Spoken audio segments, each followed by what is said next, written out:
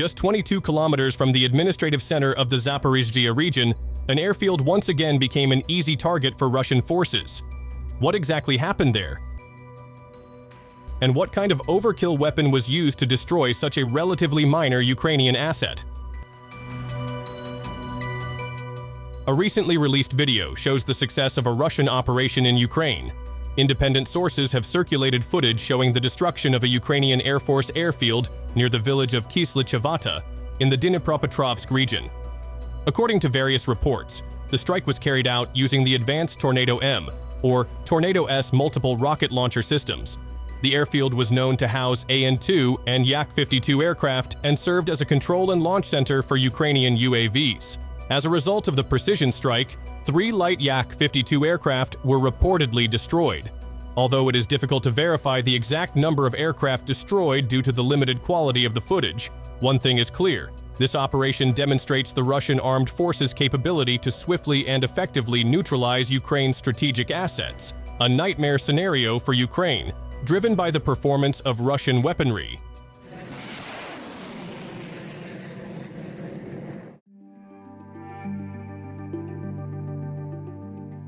The strike on the airbase was not a random act. There were calculated strategic considerations behind Russia's decision to attack this location.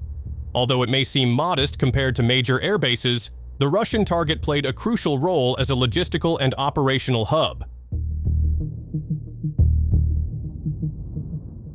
According to reports from topwar.ru, the airfield's main advantage lay in its function as a coordination center for UAV surveillance and as a cost-effective response mechanism against Russian drones.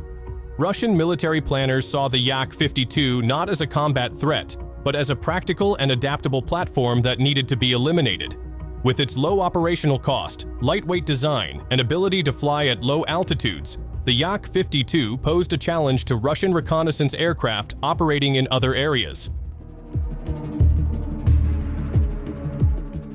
Moreover, the fact that the airfield was used as a UAV launch base and control center made it a high-value target. By disabling the airfield, Russia disrupted Ukraine's intelligence, surveillance, and reconnaissance capabilities in the area. This gave Russian ground units a tactical advantage, allowing for clearer operational planning with reduced interference. The success of this operation highlights the effectiveness of the Russian armed forces and their weaponry in executing complex and challenging missions. With this precision strike, Russia has once again proven its capability. So, what makes the Tornado S system stand out once more?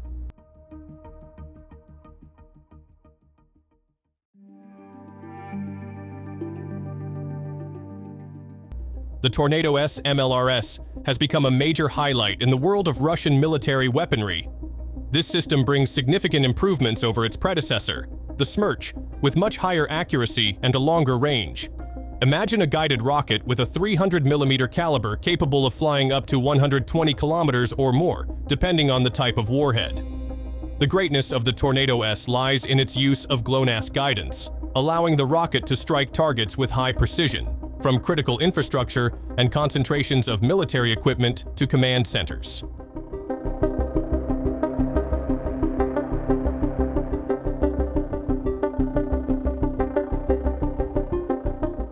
The power of the Tornado S is further enhanced when paired with real-time surveillance from unmanned aerial vehicles. This combination enables highly accurate strikes, even against moving or concealed targets. It's not just about explosive power, but also intelligence in identifying and hitting targets at the right moment. Every time the Tornado S is deployed, important questions arise about the effectiveness of air defense. Is Ukraine's air defense ineffective? Ukraine has received various advanced air defense systems from Western countries, such as NASAMS, IRIS-T, and the well-known American Patriot system. However, the Tornado S presents a unique challenge. Tornado S rockets fly low and in dense clusters.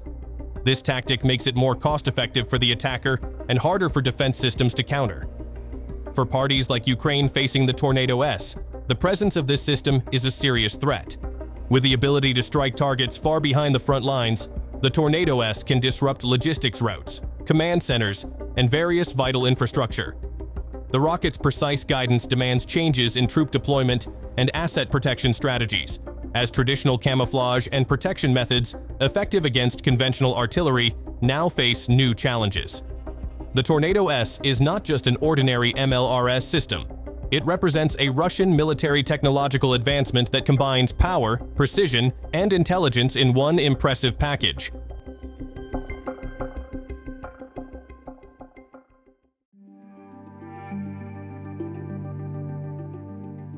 Usually, the Yak-52 is not an aircraft that often appears in reports about the Russia-Ukraine conflict. But when Russia began to focus its attention on this Ukrainian light aircraft, there was something interesting behind it. Perhaps a clue about military technology quietly being monitored by Moscow. Before a big explosion occurred, the UAV managed to capture daytime images of 4 Ukrainian Yak-52s parked at an airfield. It was not without reason. This light aircraft was actually used by Ukraine for interception missions against Russian UAVs. And of course, Russia did not stay idle. Not wanting to lose in the technology race, some Russian sources reported that one of their design bureaus had carried out a major upgrade on the Russian Yak-52, transforming it into a combat version called the Yak-52B2. The result is quite a surprising transformation. The Yak-52B2 can now carry a payload of up to 90 kilograms under each wing. This includes a 360-degree radar for both air-to-air and air-to-ground operations, as well as a weather system. For defense, the aircraft is even equipped with a semi-automatic Saiga carbine chambered in 12-gauge. Not only that, the Yak-52B2 is also equipped with an advanced flight computer, capable of providing real-time targeting data and a modern navigation system that allows missions to be carried out day or night under various weather conditions. What do you think? How far will Russian weapons technology advance in the coming years? That's all for today's episode, and thanks for watching.